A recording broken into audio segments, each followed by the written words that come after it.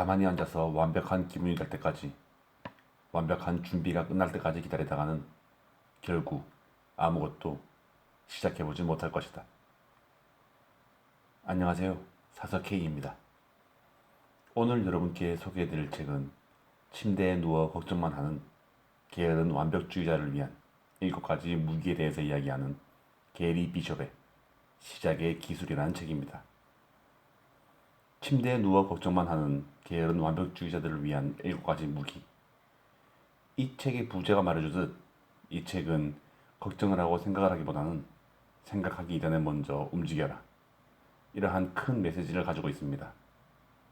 어쩌면 움직이라는 이 한마디가 이 책에서 말하고자 하는 핵심이 아닐까 싶은데요. 그 단어는 많은 사람들이 책을 통해서 이야기했던 그러한 메시지이지만 게리 비숍의 문장에는 힘이 있습니다.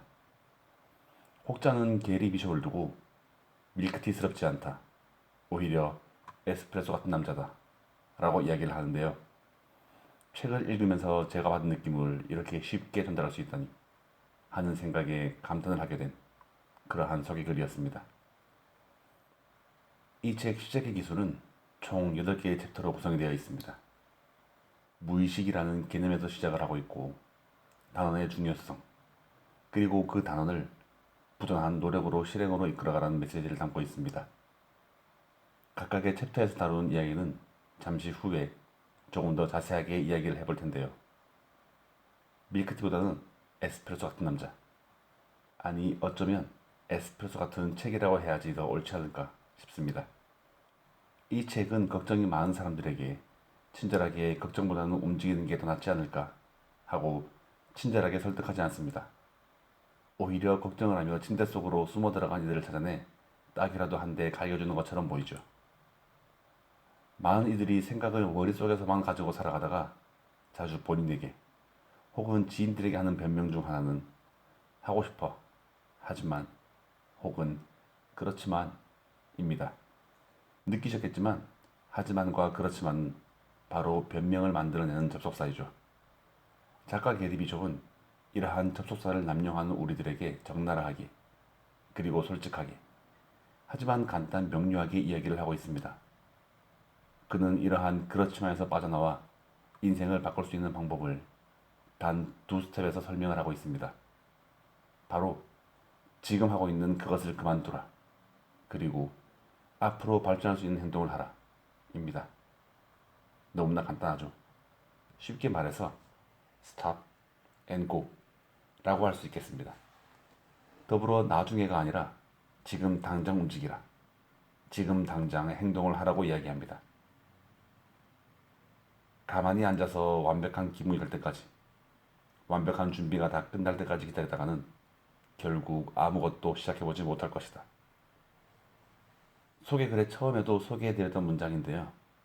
저는 이 문장이 이 책에서 작가가 하고 싶은 그 한 문장, 뼈를 때리는 바로 그 한마디라고 생각을 합니다.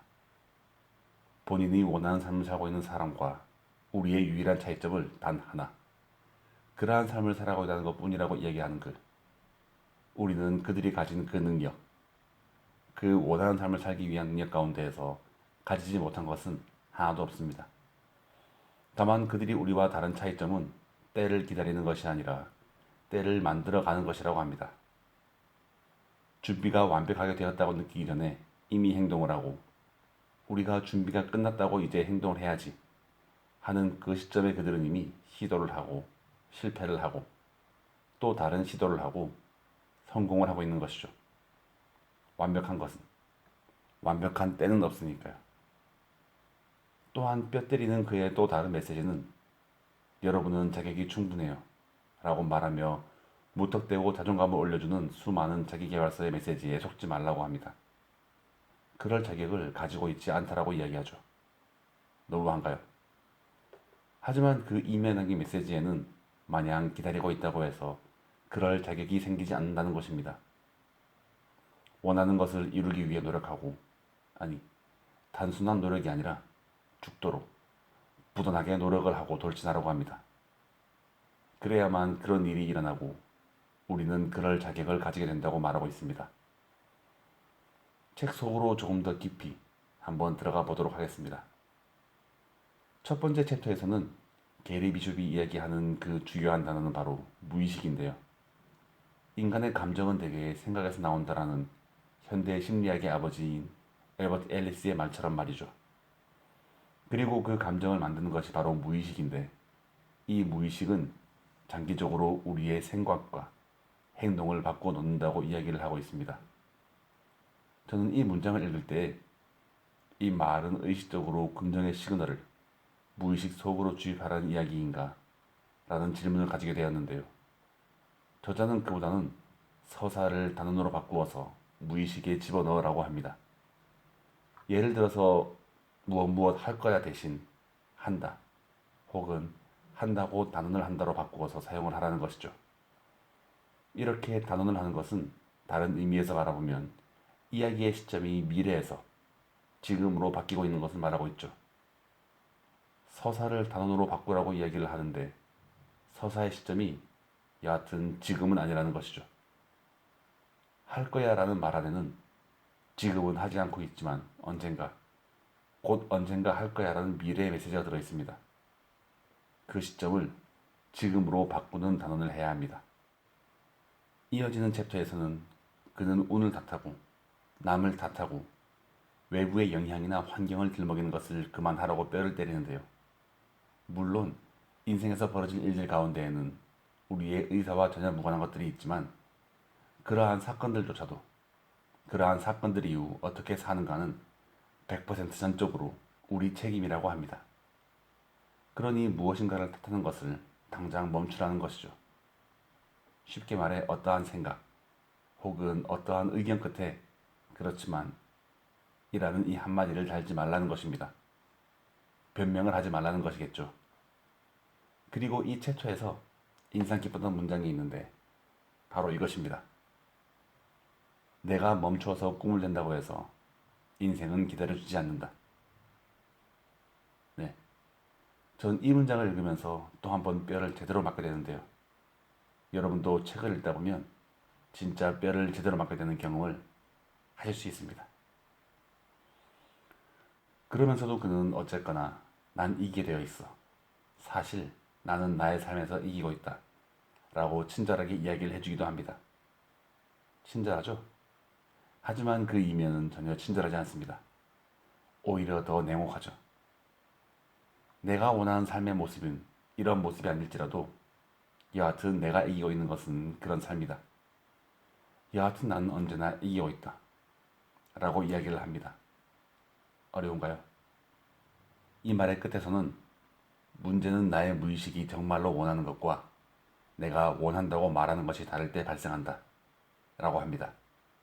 어떤 의미일까요? 전 이 문장에서 개인적인 경험을 하나 떠올리게 되었는데요.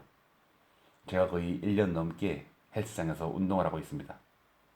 운동을 아무리 해도 옆구리 살이 잘 빠지지 않아 몸매가 늘 이상하다고 거울을 보면서 불평을 하곤 했는데요. 이때 게리 비숍의 의견을 빌려서 이야기를 하자면 옆구리 살을 빼려는 의지보다 내 허리는 원래 통홀이어서 몸매가 원래 이상해 라고 무의식적으로 이야기를 하고 있는 것이죠. 결국 저는 제 허리는 원래 통홀이어서 몸매를 바꿀 수 없는 나의 삶에서 이기고 있는 것이죠. 이후 그는 단언을 하라는 이야기를 통해 삶은 늘 완벽할 수 없으니 나는 할 수 있다는 이야기와 편안함보다는 불확실성을 사랑하라는 이야기를 하고 있습니다. 특히 불확실성에 대한 그의 의견이 참 와닿았는데요. 편안함만을 고수한다면 당신은 과거에 사는 것이다. 불확실성이 있어야 기회를 향해 걸을 수 있다. 위험 부담 없이 성공이 오는 법은 없다. 성공은 늘 불확실성 속에서 당신을 기다리고 있다. 인생에서 보장된 유일한 것은 우리 인생은 불확실하다는 사실뿐이다. 라는 이야기였습니다. 책에서 게리 비숍이 강조하는 또 하나의 중요한 단어가 바로 부단이 아닐까 싶습니다. 나는 부단한 사람이다. 라는 단언을 꾸준히 해야 하는데요. 부단함이란 꾸준함과 같은 뜻일 테죠. 생각을 바꾸고 행동을 함에 있어서도 일회성으로 그치는 행동이 아니라 그 행동을 꾸준히 부단하게 해야 한다는 것입니다.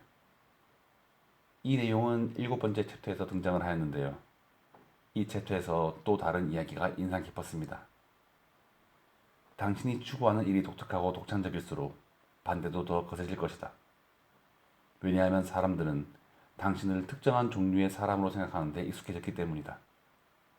그래서 당신이 그 틀을 깨려고 할 때마다 당신은 자신의 세상만 어지럽히는 것이 아니라 그들의 세상까지 어지럽히고 있다고 생각을 한다.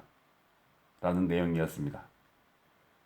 이 문장을 읽을 때 많은 이들이 제가 30이 넘어서 만으로 딱 30이 끝나기 2달 전 독일행을 결정했을 때 반대와 우려를 나타낸 것이었을까?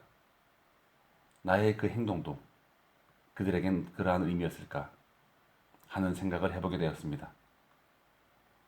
자, 이제 제가 전해드릴 이야기가 끝이 보이기 시작합니다. 마지막에 게리 비숍은 아무것도 기대하지 말고 모든 것을 받아들여 라고 이야기를 합니다. 우리는 우리의 기대 때문에 우울해지는 것인데 시간이 지나 예전의 상황을 생각해보면 결국 내가 화가 난 것은 내가 그 당시에 했던 기대의 산물이었다는 것입니다. 이러한 그의 말과 함께 아무것도 기대하지 말고 모든 것을 받아들이라는 말을 다시 한번 생각해 본다면 이 문장의 의미는 힘없이 삶에 그저 순응하라는 의미는 아닌 것으로 느껴지게 됩니다. 오히려 그 무엇이든 그 누구에게도 지배가 되지 않는 사람이 하는 이야기라고 느껴집니다. 계획이 성공하면 축하하라. 계획이 실패하면 조정하라. 당신이 갖게 될 거라고 기대했던 삶이 아니라 지금 당신의 삶을 사랑하라. 결국 우리는 아무것도 시도하지 않았다는 사실 때문에 후회하는 일을 만들지 않는 그러한 삶을 살아야 합니다. 그를 통해서 그 시도로 인해 만들어질 아직 이루어지지 않은 그 기대한 삶이 아니라 지금 그 기대한 삶을 향해 묵묵히 부단하게 나아가고 있는 지금의 삶을 사랑해야 합니다. 지금 하고 있는 것을 그만두어라. 앞으로 나아갈 수 있는 행동을 해라. 당신이 할 거라고 말하는 일 말고 당신이 한 일이 당신이다. 결국 나의 행동은 나이지만 나의 생각은 내가 아니라는 것일 텐데요. 여러분의 부단함이 만들어낼 지금의 여러분의 삶을 응원합니다. 이상으로 책 소개를 마치며 오늘도 들어주셔서 감사드립니다. 더불어 사서 K의 책 소개가 재미있으셨다면 좋아요, 구독, 알림 설정으로 사서 K가 매주 들려드리는 다양한 책들과 만나실 수 있습니다.